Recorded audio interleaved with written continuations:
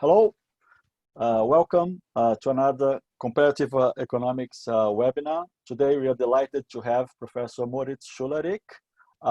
Before introducing Moritz, let me just very briefly remind you of the house rules. Please use, if you have any clarification questions during the presentation, please use the questions and answer facility at the bottom, and we'll try to stop halfway through the talk, collect your questions and present them to Moritz.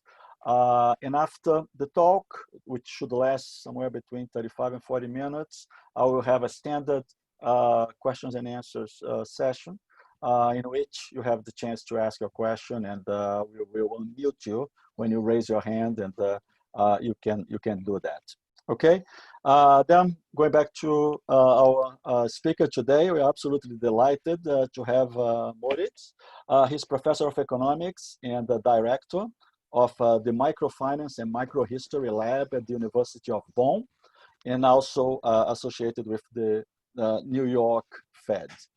Moritz, thank you very much for coming. I mean, we're really looking forward to your talk today. The floor is yours. Yes, thank you very much. I hope you can hear me and everything is clear and nicely broadcast. I'm not alone tonight this afternoon, so Alina is there too. She's the co-author, and maybe Moritz Kuhn will join later because I'm presenting joint work. Here we go. That's our paper. It's entitled Modigliani meets Minsky: Inequality, Debt, and Financial Fragility from 1950 to 2016, and I should briefly stress that this is the usual disclaimer applies. The views here are not ours and not those of the New York Fed or the Federal Reserve System. So what are we trying to do in this paper? And it's preparing this, I realize it's quite a challenge to do this. Is that we want to bring quite a big story about the macroeconomy and the distribution of household debt in the US into a framework that helps you and us understand what has been going on. So there's one idea in particular that has gained a lot of currency recently, which is the fact that in the US in the last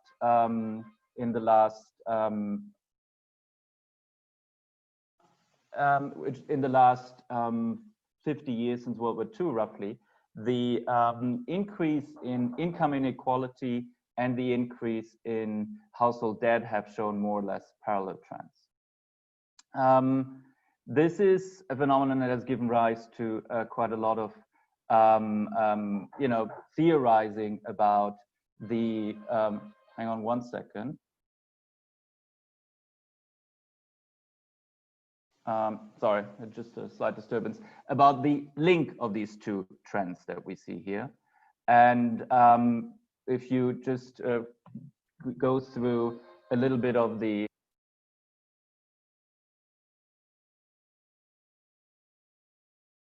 you'll see that there's quite a lot of talk about this in the media. Raghu Rajan's book has been quite popular. Hold on one second, this seems to be an emergency.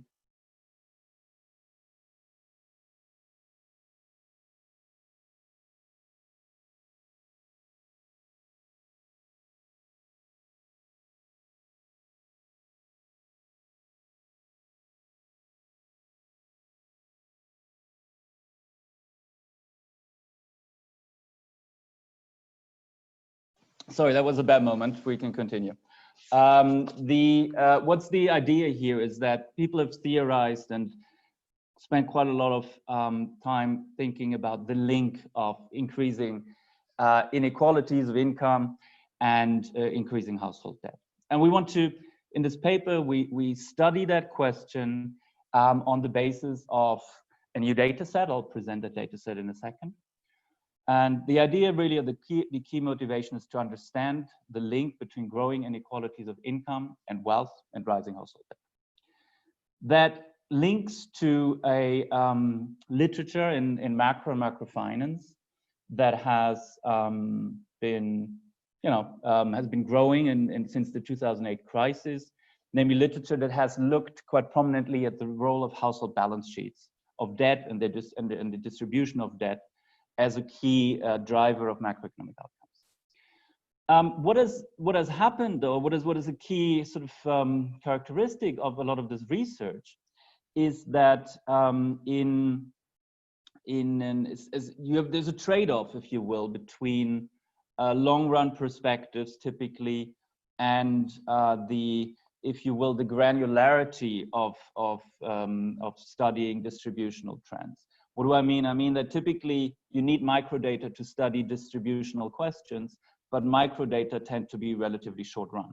So as soon as you want to look at broader trends, if you sort of want to zoom out and understand what's going on, and you don't want to just study the Great Moderation and the past 10 years of economics, you want to really take a long run comparative perspective, what we are partly all here for and what we're interested in.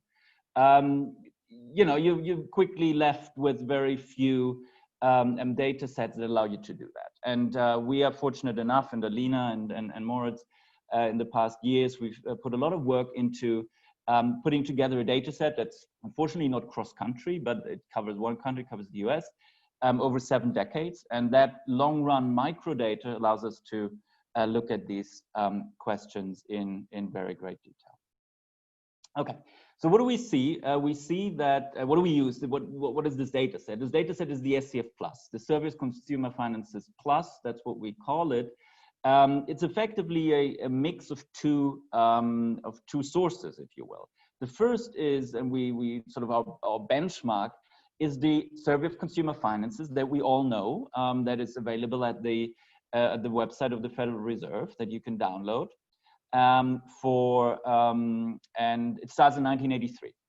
But what less people know is that there's the historical waves of that survey actually started much earlier. They started all the way back, I think, in 1946, 47. They were taken on an annual basis. They were unused. They needed to be digitized and harmonized with the modern SCFs. And we did that over the past years. And the result of that endeavor is a representative household level data set that covers income, debt, and wealth from 1950 to 2016 on a sort of representative sample for the US population. Just to convince you quickly that this data set really matches the aggregate trends, I'll present a little bit of the features you see here on the right-hand side. You see these historical waves, and so a lot of time and effort went into digitizing and harmonizing them with the modern surveys, including some reweighting we had to do. But for today, I only have half an hour. I'll focus on the outcomes. So using that new data set, what do we find? Well, we find indeed that if you think about these ideas of rising income inequality and rising household debt being closely linked, think, for example, about Rajan's idea that it's just the households, the poorer households, the bigger part of the income went to the top, and households left with less or zero or no income growth had to borrow more and more just to get by, or possibly to catch up with the Joneses. We do really find quite substantial evidence that these trends are in the data. We find that debt to income ratios have risen most strongly for middle class households, and we define middle class as households between the 50s and the 90th percentile. And we find that the middle class was the main driver of the increase in debt. Yeah? So there is something clearly here that's a middle class phenomenon where it's not at the very bottom. We'll talk to this in a little bit, but that the middle class was a key for what we see in the data. So what this also means, an implication of that, is that debt growth was driven by strata of the population whose income growth was low. Just to give you a number here, since the 1970s, real income growth of middle-class households was, small. It depends on where you look in the distribution, but on average, smaller than 20%. And if you go to the median, it was close to 0. But still, across that sort of relatively broad middle 40 group between the 50s and the 90th percentile of the income distribution, real debt growth was 250%. So we have a very high, very strong increase in household debt that was driven by households with very low or even zero income growth. And for a lot of economic or macroeconomic theories, that association is quite puzzling. Usually you would expect households with high income growth or higher income growth expectations to borrow more and then and pay back later. And it's unlikely that these households made expectational mistakes year after year. So something is quite interesting here.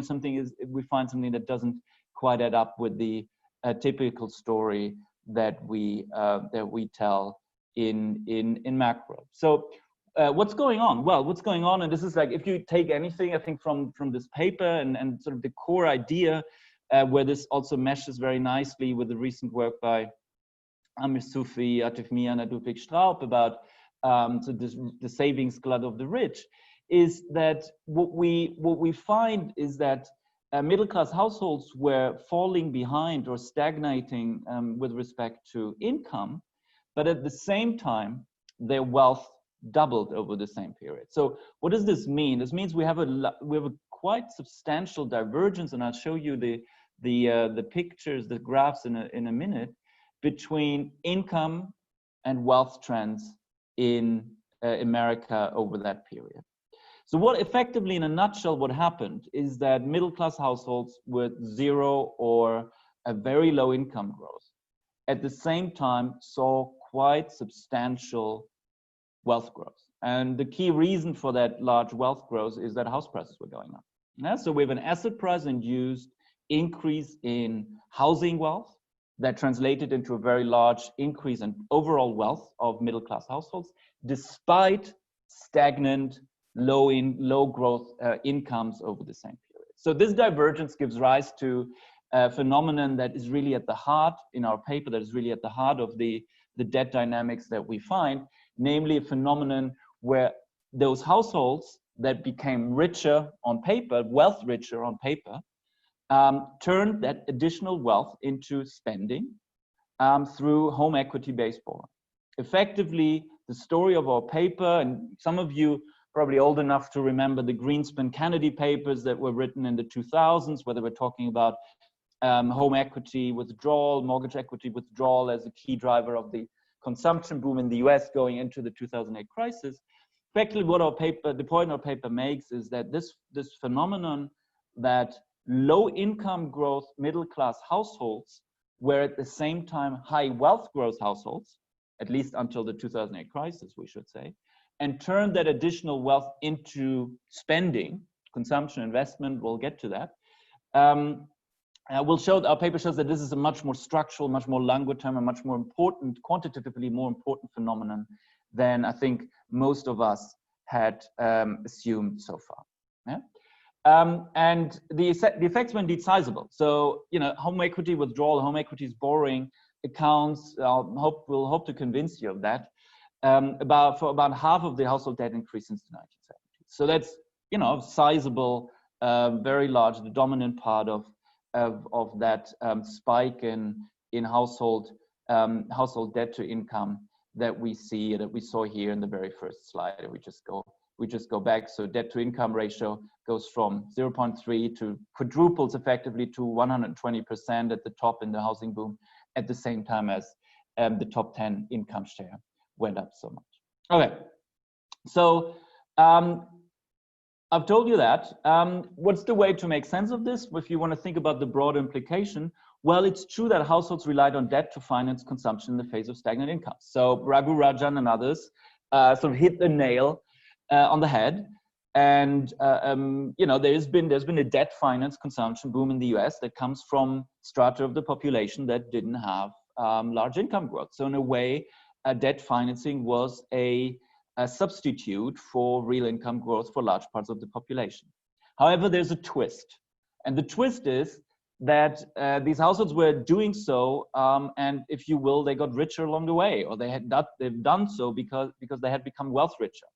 So what we argue in the paper is that a very large part, or the dominant part of that consumption, sort of this debt substitute for income growth was a Modigliani-style response to higher wealth.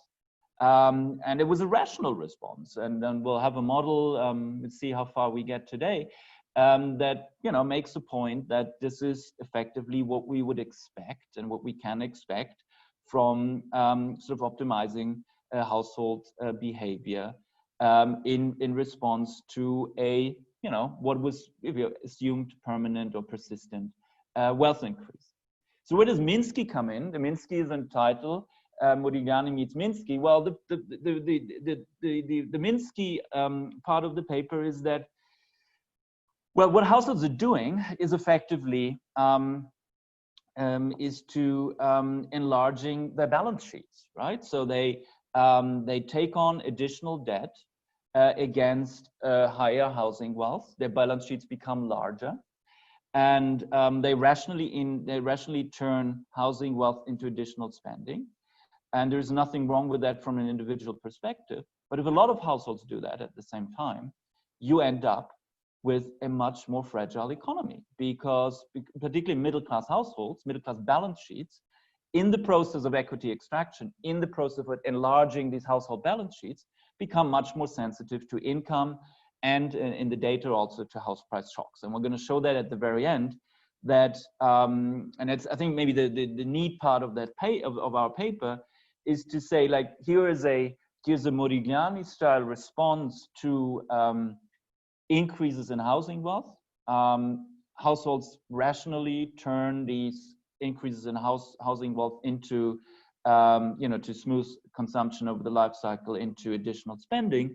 But it leads in the aggregate to an economy with much higher debt to income ratios. And for any given income shock, that economy will be more fragile. So in 2008, when the shocks came, the effects were much larger. And we're going to show you a couple of charts at the very end to make that point, how these two trends come together and provide for a much more fragile economy. And particularly, we say that in the abstract as well, particularly we think that the American middle class has become the epicenter of financial fragility in the US, because that's where the leverage, that's where this leverage sits, that's where this mechanism was most pronounced. Okay, so running you through the SCF Plus, or data set. I said there's a modern SCF administered by the Federal Reserve Board since '83, representative household level survey. There are archival data, actually they go back further than 49, I think 46 was the first, although Alina probably correct me if that's wrong. We start in 49 because that's when the coverage gets comprehensive. We digitize and harmonize them and have that representative long run household data. Data set now, household level data set that allows us to look at income, wealth, demographics, and portfolio composition over 7 decades. This is the only chart I'm going to show you to make the point that what we've put together there makes sense. What we're doing here is we compare income, aggregate income, and total debt from the SCF Plus, sort of what comes out of our data set with the national income and product accounts. And you can see the trends are pretty much parallel. There's some gaps here and there, but overall we're talking about the same phenomenon. Okay, let's jump into the data set and what comes out of it. And we'll start with a very simple perspective. And I think this is, I mean, I've seen it a few times now. We've worked on it for a long time, but I think for you that's partly new, that hasn't been, couldn't been done before, because we knew in the aggregate the increase of debt to income, but we didn't know how the debt was distributed. So let's start with this chart. It just looks very simply at the distribution of debt by income group. So 3 groups: the bottom 50, the middle 40, 50 to 90, and the top 10. And the bars show you over time for the individual survey waves, just what share of aggregate debt was owed by each of these 3 relatively broad income groups. I think the first insight is one of, or first immediate insight is that overall these groups are reasonably stable. These shares are reasonably stable. This is not a chart where any of these bars all of a sudden jumps. If anything, what dominates is the stability of, if you look here, of the share of debt owed by the 50 to 90%, by the middle 40. Yeah, it's a rough between 50 and 60. We had the lower end in 2016, which is our last survey year. The next, the 2019, will be released in a few months, but we're not there yet. We're fluctuating between 50 and 60%, and we're relatively stable there. The bottom 50, yeah, if anything, slight decline. We're around 20% of total debt is owed by the bottom 50 of the income distribution. And if anything, a slight increase of debt owed by the top 10. No, we're roughly around 30%. So the natural next step from here is just to say, like, okay, where do we, what share of the increase comes from these different income groups? The increase in debt that I've shown you at the very beginning. And the answer is partly given that these shares are stable. The increase also is proportionally distributed over these groups, and the largest share really comes from that 50 of 90. So put this in a different way: 55% of the increase in total household debt in the U.S. since World War II or since 1950 comes from the middle class. Now, and then close to 30 from the top 10, and about 15 to 20 from the bottom 50. But this is just a distribution of debt. What we also know is this: we know that income growth has diverged significantly between those three groups. This is the chart that effectively, using the SCF, replicates pretty much what Thomas Piketty and Gabriel Zuckman and others have worked on, and Manuel Zayas and others, namely that these three income growth for these three groups was pretty much in parallel from World War II until like the 1970s. These series is real income for all the three groups, indexed to 1971, which is 1. So you see they grow at roughly the same rate between 1950 and 1971. All parts of the population kind of get richer. After the 1970s, and now we can argue where you want to index that. We did it in 1971 here. The top 10 continued to have substantial, healthy income growth. The 50 to 90, until 1995, not much. Since then, a little bit, but overall, we're talking about, in a 50-year period between 1971 and now, we're talking about something like 25% real income growth. That's, less than 0.5% a year. So that's by any means less than the growth rate of the economy. Hence, income shares have fallen, and it's not much by any means. For the bottom 50, there's been some income growth since the mid-90s, but overall, real income of the bottom 50, and I know there's a debate about what's the right deflator, CPI versus PCE, and that shifts these lines a little bit. But the overall story is that the bottom 50 and even the 50 to 90 have seen relatively low income growth, where the top 10 continue to grow. So if we put these two charts together, the share of debt owed by different parts of the population and the income growth trends of these populations, we get very strongly divergent trends. Yeah. So left-hand side here is for the bottom 50 income growth. That's from the chart I just showed you. It's effectively that black line here, and debt growth. And you see how these two lines massively diverge since the 70s. Yeah. The income growth basically a flat line. If we look at the 50 to 90, we have a little bit of real income growth, as I showed you, 25%. But on the debt side, we see a quadrupling of debt levels over the same period. So overall, large divergence. And this is, these charts, we can even go one step further and show you the top 1% debt to income ratio is basically stable, and the debt to income ratio of the bottom 90% increases significantly. So we see that differential increase in debt to income ratios. That's also what others have worked on recently. I mentioned the me and Sophie Straub paper and others. And what we can do, I think what's very nice about our data set, is that we can look at the debt to income ratios and the evolution across the whole distribution. So here you have all the income deciles, so 10 of them, and you have the different survey waves. We're starting with the thick black line in 1950, and you see that across the income deciles, debt to income ratios are pretty equal in 1950. And then we can see as we go up in time, these lines shift, debt to income ratios rise. Although interestingly, if you look at this turquoise dotted or dashed line here, even by 1983, debt to income ratios were not that far off their 1950 level. The big boom in household debt happens between roughly here and these two lines up here. The one is 2007, that's the red line, and then 2016, that's the most recent one. That's the debt boom of the last 40 years. And then you see it's a little bit of a, maybe it's a whale, or you need some fantasy to come up with an animal shape here, but you see that the curve moves upward most between kind of the 5th and the 9th decile. So that's exactly that middle class that we talk about. That's where debt to income ratios that were pretty equal at the beginning shift up most over time. Okay, so maybe I'll leave it here, because now we get into and if there are any questions, we can break, and maybe Alina can also come in and if things are unclear, because now we go towards the next part of the paper, which is explaining what we see here.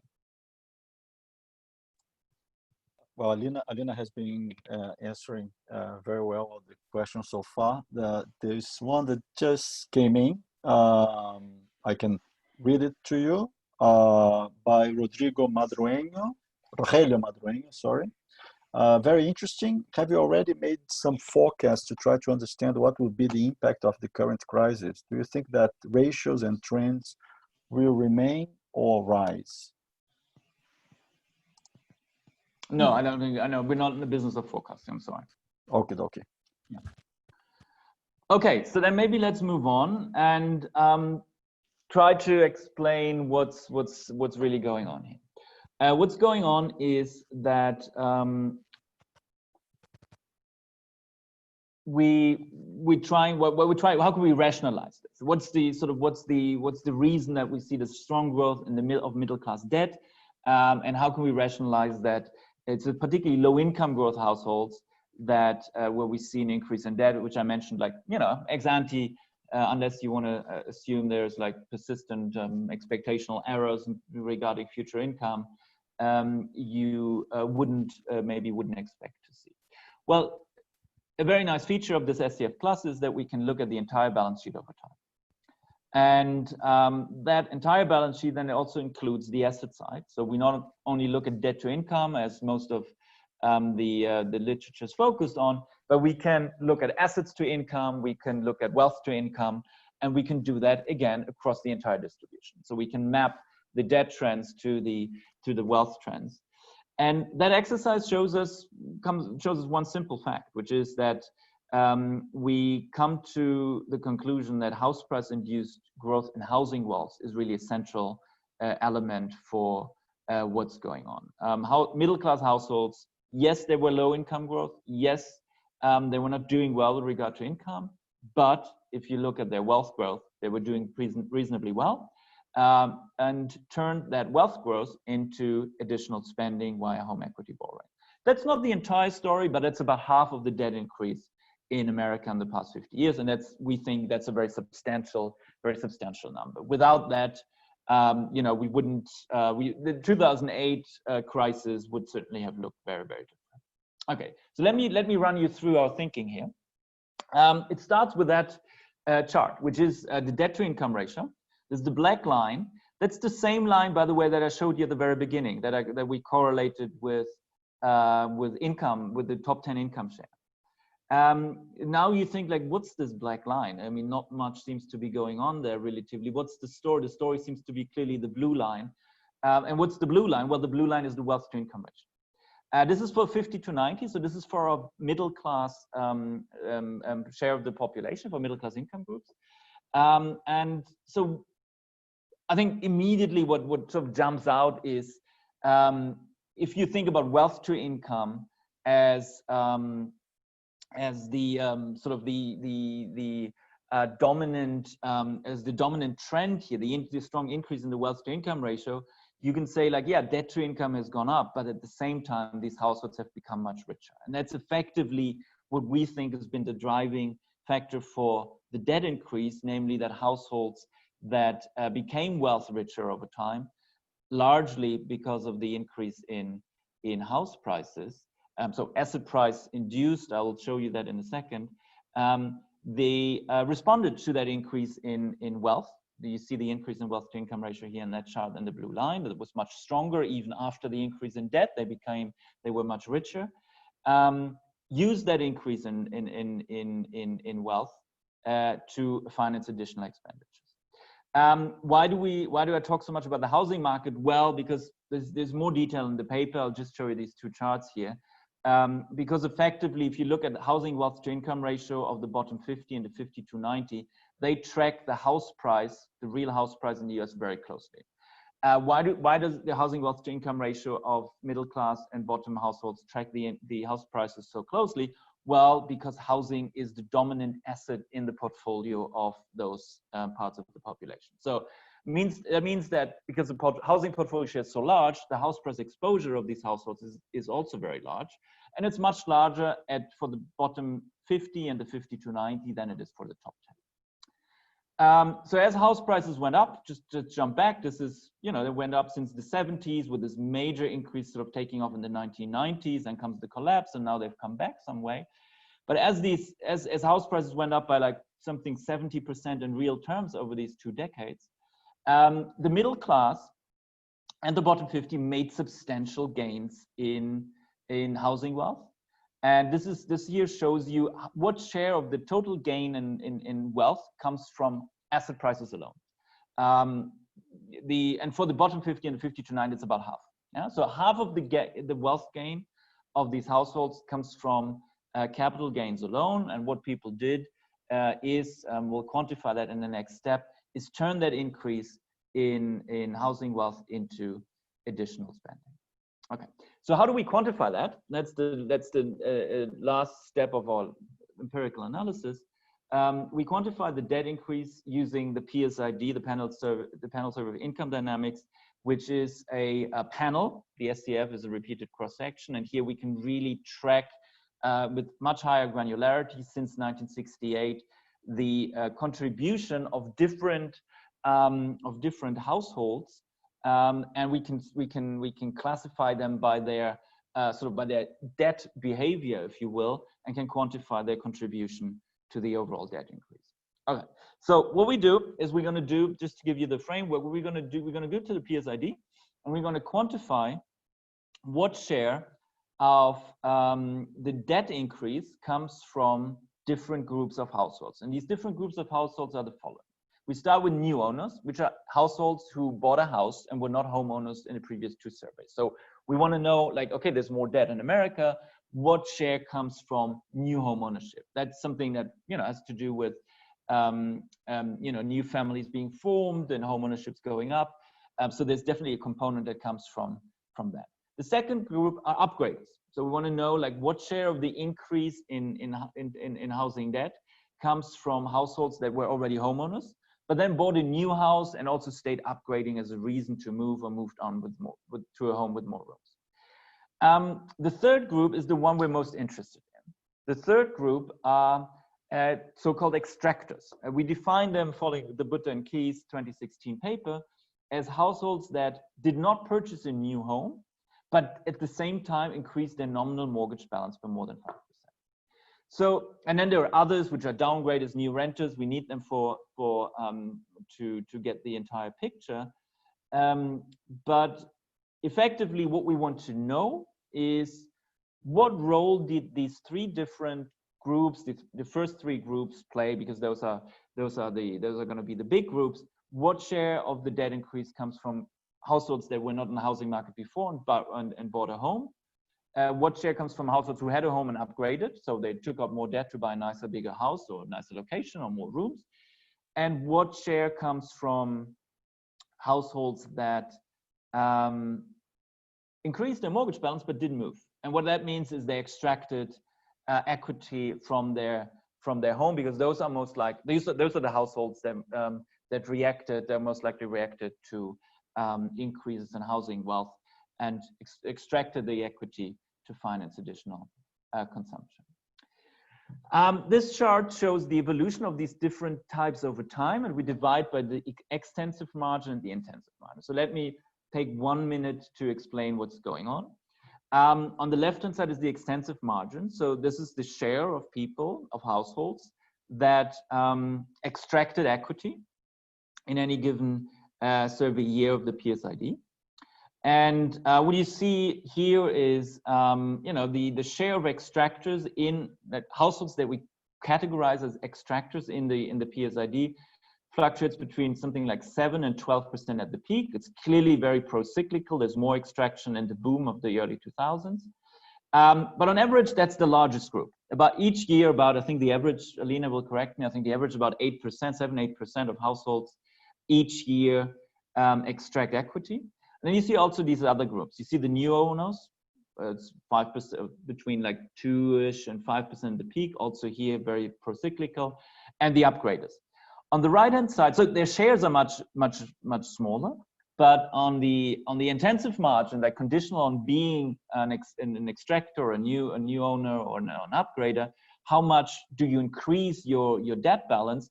You see, of course, these households are much larger. They need to put more money down. The debt balance is much higher, on average between roughly around $100,000 in real terms. Here are the extractors. I think they're averaging around 40,000. Between 20, it starts at 25 and then goes to 50. It goes to about 50,000 in real time. So maybe the average is a little lower. But the share of the total debt increase will be, the extensive margin and the intensive margin seen together, and you already get an idea, given that this group is by far the largest, and you have quite substantial intensive margin of whatever $30,000 to $40,000 conditional on being an extractor. There will be a large share. If we add these two margins up, we can explain pretty much the entire debt increase over the past, 40 years?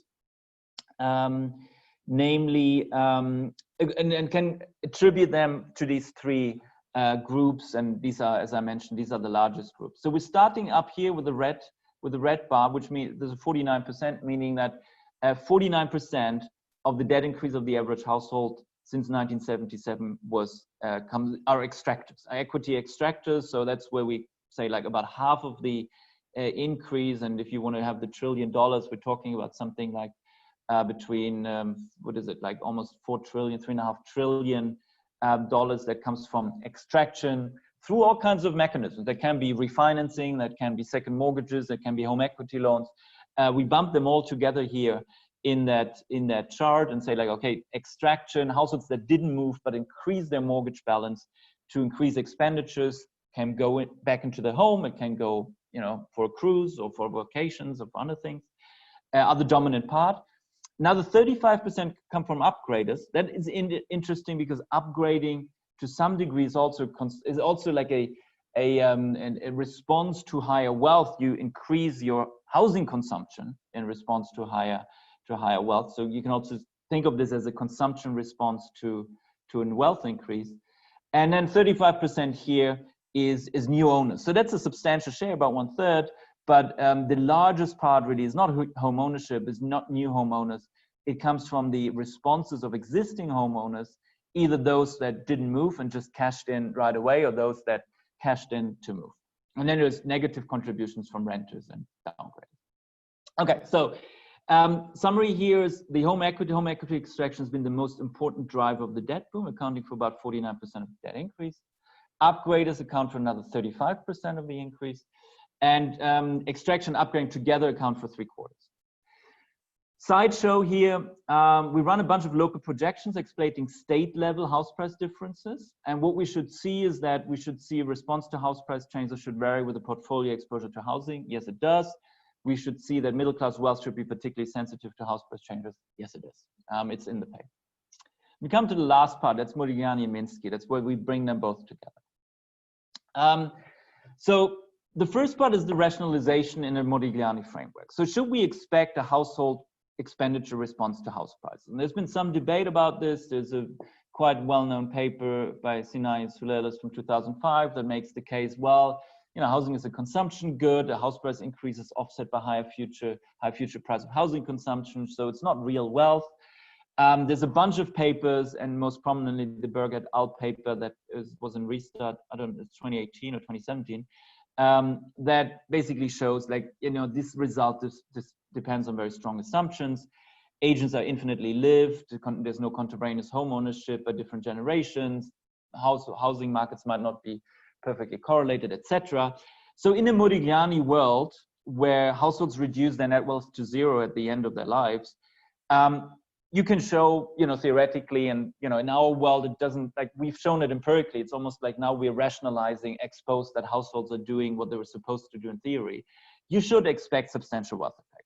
Households rationally react to high lifetime wealth, and that response we showed in the paper, again, depends on the response of households to a house price induced increase in housing wealth is a function of the portfolio share in housing. So all the empirical results that we find run through or make sense from that lens. So that's the Modigliani part. So what we see is really makes sense, but there is a Minsky part, and that's that in the process of home equity extraction, of refinancing, of second mortgages, of that Modigliani response to higher housing wealth, over time, the economy becomes more fragile, and it becomes, just as Minsky had it, it becomes more fragile in good times.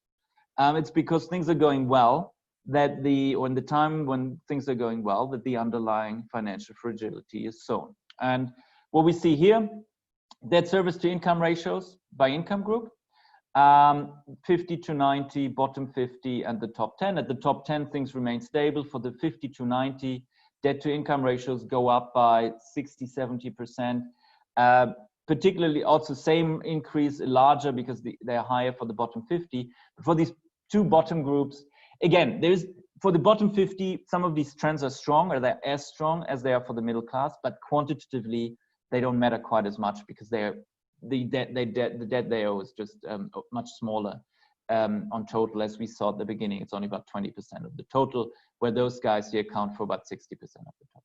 Same story for loan to value ratios. Over time, if you extract the equity, you increase the loan to value ratio relative to the counterfactual.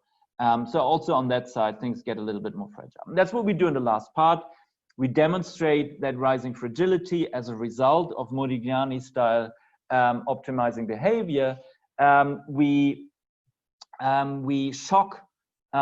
We effectively, the idea is we take the same shock, namely a recession-like earnings shock of 39%. In the second scenario, we also use house prices, but for the time being, focus with me on the income shock only. So since 1950, for each year, we give that identical income shock into the distribution, and we track what share of households ends up being at risk. And at risk, we code a household as risk if the debt service to income ratio is about 40%. In the second scenario, where house prices come in, we also require home equity to go negative. And then we simply track the share of households and the value of mortgage debt at risk over time. And in these charts that I show you here, we also have a very detailed table in the paper.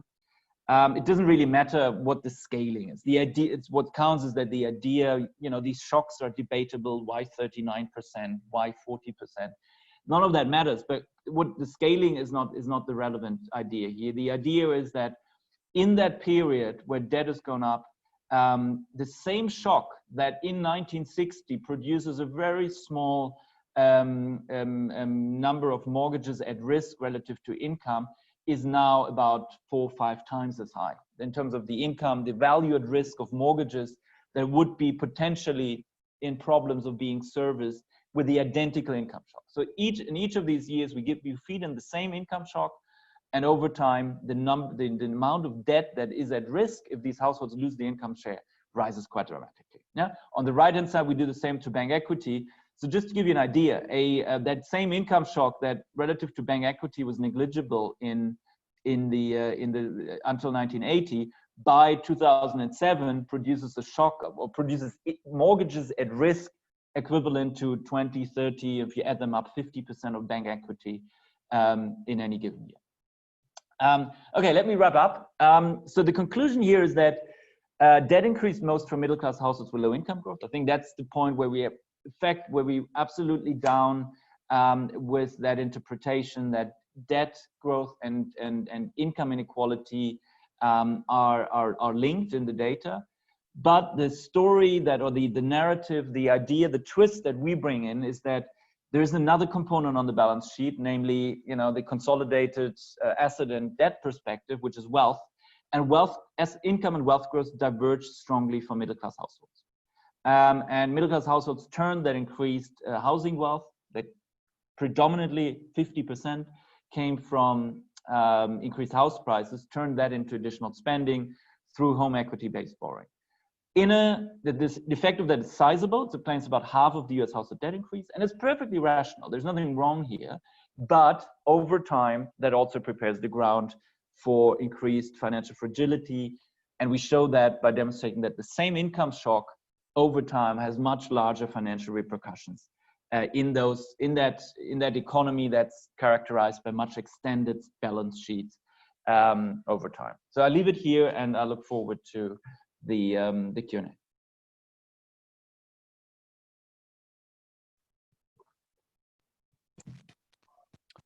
Okay.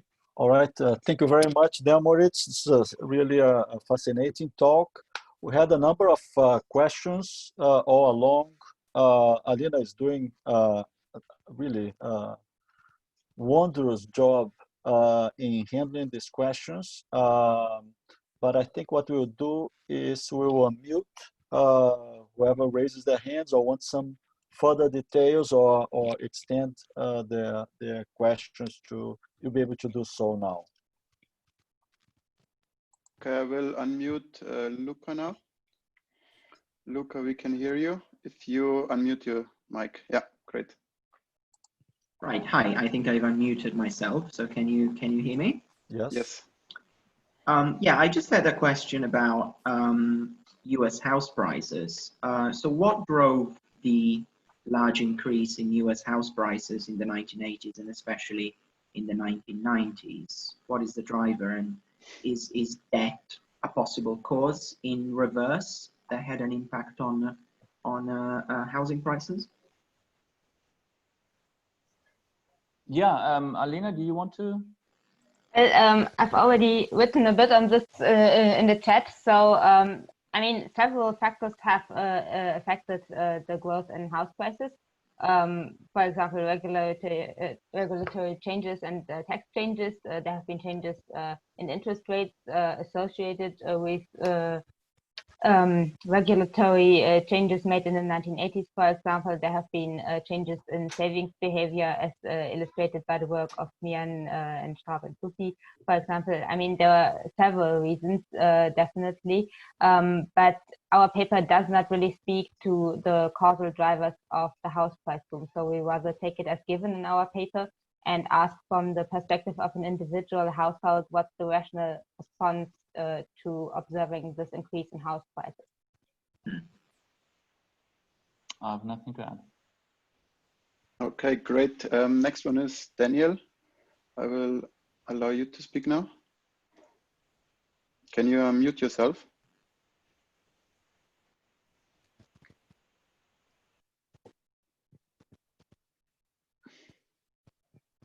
Daniel, you have to unmute yourself. Does this work? No. Unfortunately not. Then we have another question by Philippos. Oh, can I?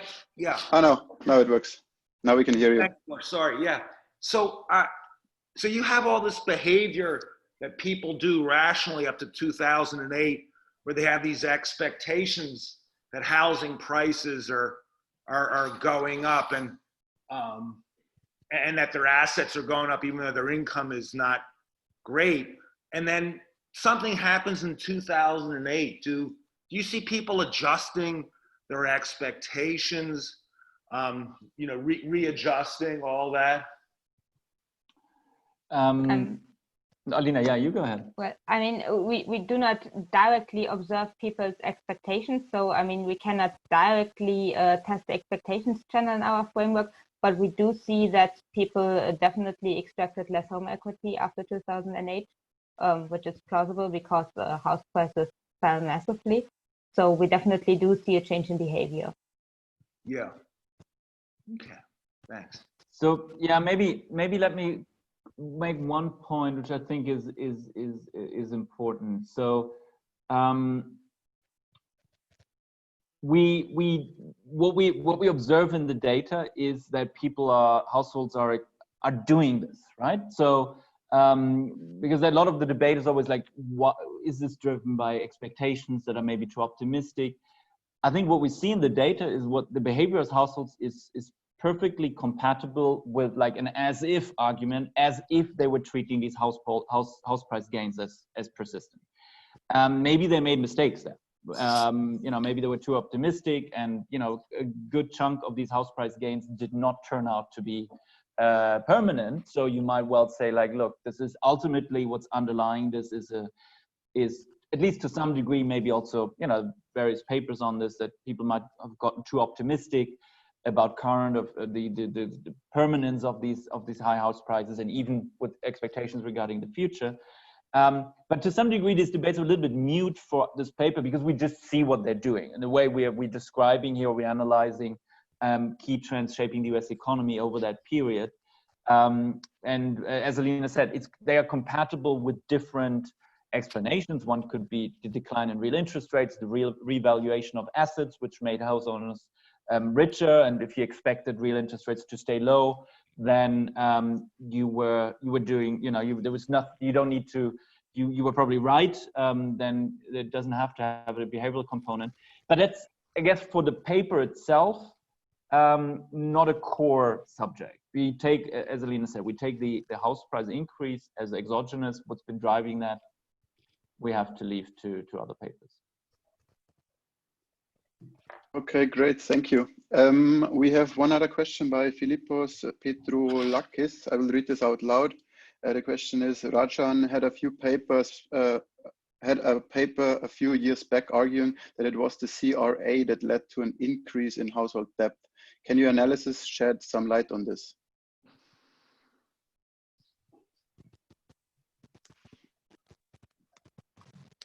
Alina, you want to take this? So I must admit, I'm not familiar with that paper. So maybe you can answer the question. With the Rajan, you mean the book or the paper? If I can just okay, I understood. I mean, here it says it's about a paper arguing that it was the CRA that led to an increase in household debt, but I'm not exactly sure at the moment to which paper this refers.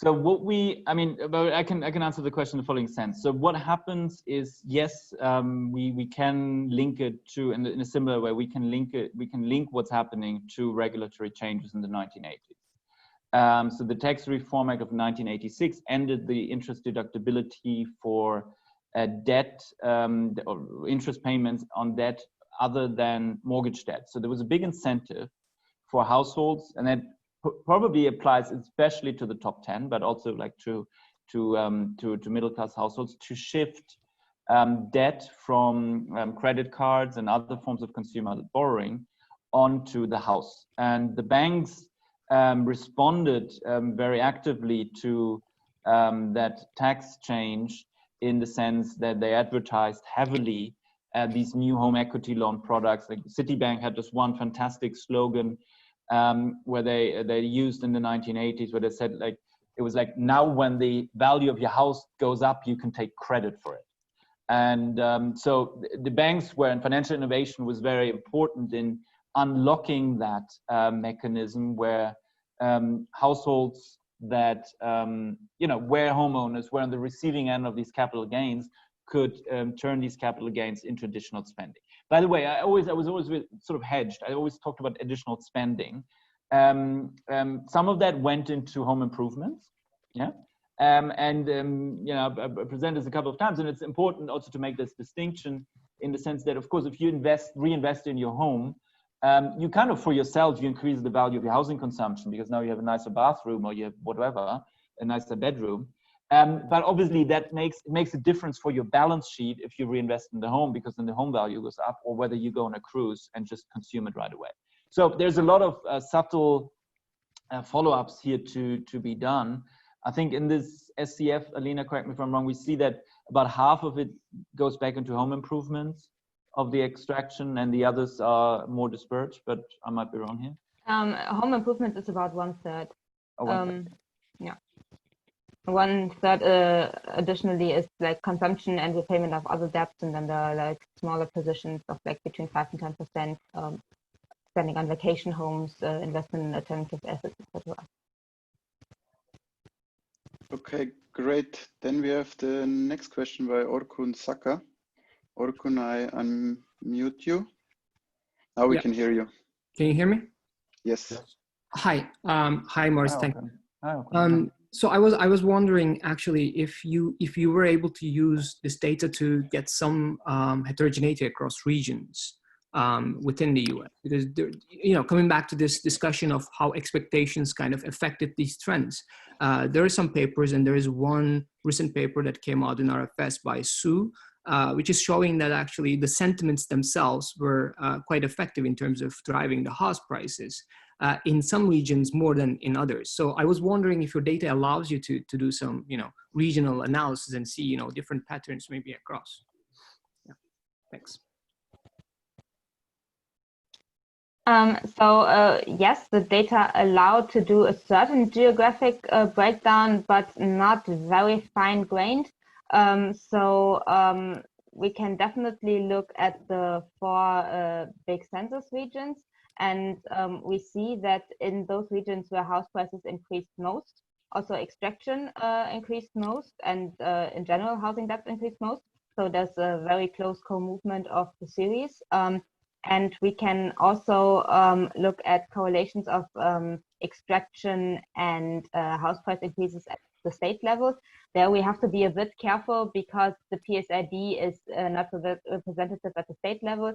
So one has to take care that the results are not driven by outliers, but in general, we see a very close correlation between the two, even at the state level. Yeah, I mean, maybe let me add that I'm kind of less concerned. I mean, yes, we exploit the state level data, but I'm also slightly less concerned about effectively understanding what drove the house price increase. I mean, not that it's a super interesting question, yeah, no question. I mean, it's first order and super interesting. But here, and if our paper was telling a story about how new owners drove the debt boom, I'd also be a little bit more like, yeah, come on, then we really need to understand these investment decisions and what role expectations played.